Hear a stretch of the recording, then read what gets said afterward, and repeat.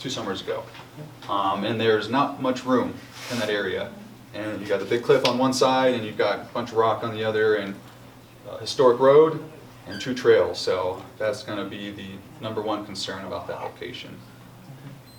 What about the north Yeah, I side? wondered about that. The north side, they've looked into it. Getting all the way down to Gonzales Point could be an issue. I know it's just got a lot of sheer rock on that side, and trying to get a switchback down or a sustainable way down is very challenging. It's challenging in any part of town to get a sustainable trail without having our soil wash away into the Rio. I have a question Yes. about you said there would be possibly advanced trails and basic beginner trails. It would be one trail with multiple options, in a sense, where, And with these advanced, you're talking about features there?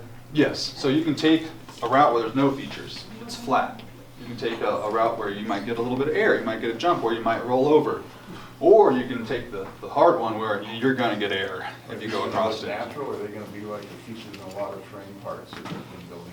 Probably a little bit of both. There'll probably be more rock and dirt with probably some wood in as well. Some planks, some turns, and some jumps. That That's, doesn't do a lot for the aesthetics of the canyon. it does not. No, that's something we'll definitely have to take into consideration of where we're gonna put it and if it does fit in with the natural environment. Or if folks that live above it, you know, we're definitely gonna have to look into these neighborhoods to see if they want it in their backyard or not. May I ask? Yes. again?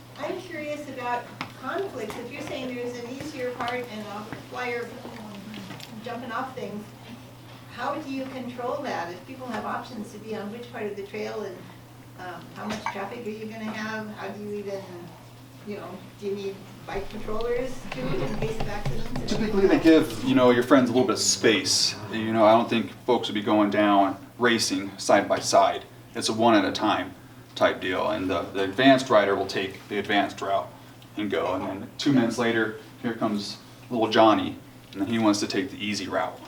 Or we, Really space them out? correct, yes. And I'm not sure, I don't think we will have anyone patrolling this section due to there's no lift operated service. It's gonna be, you know, use at your own risk. Like mountain biking, hiking is on the multi-use trail system. Okay, thank you. Can I change the subject? Sure. I'm curious about the strip mall that's proposed along the Los Alamos Canyon Rim Trail. Strip That I read mall. about in the paper, yeah. I don't know about a strip mall. Well, there's property between the highway, Yes. and they were talking about developing that.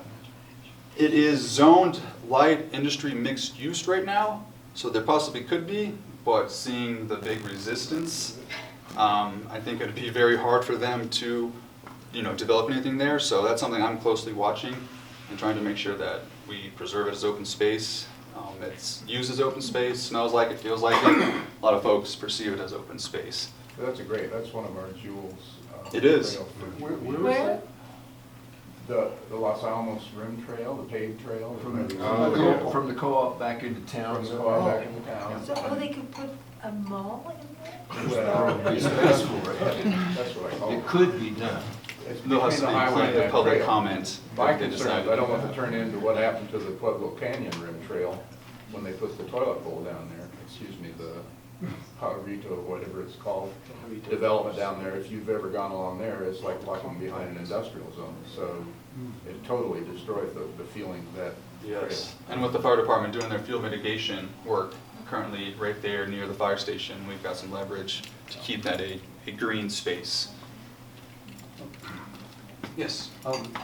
I have another concern about that trail. Sure. I've been using it for about 5 years, I guess, rather regularly. And over these 5 years, I've counted something like 6 dozen species of wildflowers along the trail and in the areas adjacent. And last spring, it looked to me like we had a great spring start. We had rain and everything, and the little artificial oasis right next to the pavement was already blooming. And then someone came out and weed whacked it, and a week or so afterwards, it looked like it was sprayed with Roundup. And all summer long, nothing came back. And I was deeply disappointed, and I wish you could assure me that that won't happen again. I can assure that that is not necessarily considered open space. Open space does not spray or does any that type of control method. I know I do get various phone calls on both sides. I get quite a few calls saying we need to cut this fire danger, the snakes are coming into my I'm yard. sorry, The tall grass. I can hardly hear a word you're saying. Okay, Could you- sure. I get quite a few phone calls regarding various sides of the story, saying, can you please come cut it? The homeowners are worried about high fire danger and snakes and various reasons. And I get the other side of the story saying, why did you cut that? That's beautiful, beautiful grass. And then I have to track down what department and what group was responsible for that. And sometimes we get conflicting stories. We're trying to make no-mow areas where they kind of keep them natural. So we're still trying to work these out. The Public Works manage some of these areas. The Parks Departments manages some of them.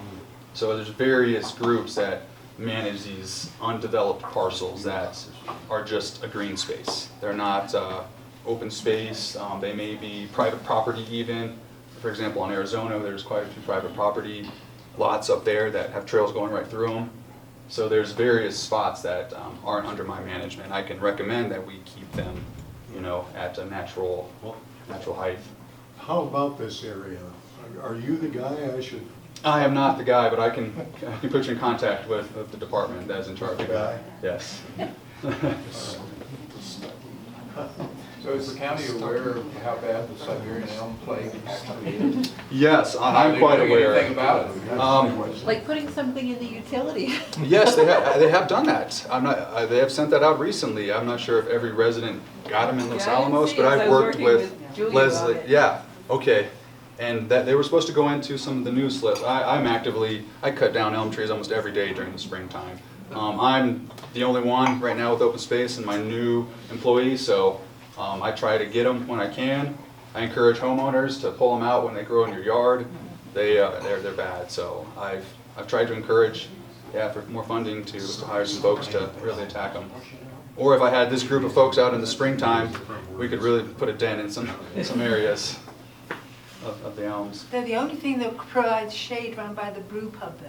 So if you take those out, we'll be very upset. Yes, and I'm not touching any of them here around the parks. They're deep in the open space areas or along some of the trails that are propagating the canyons.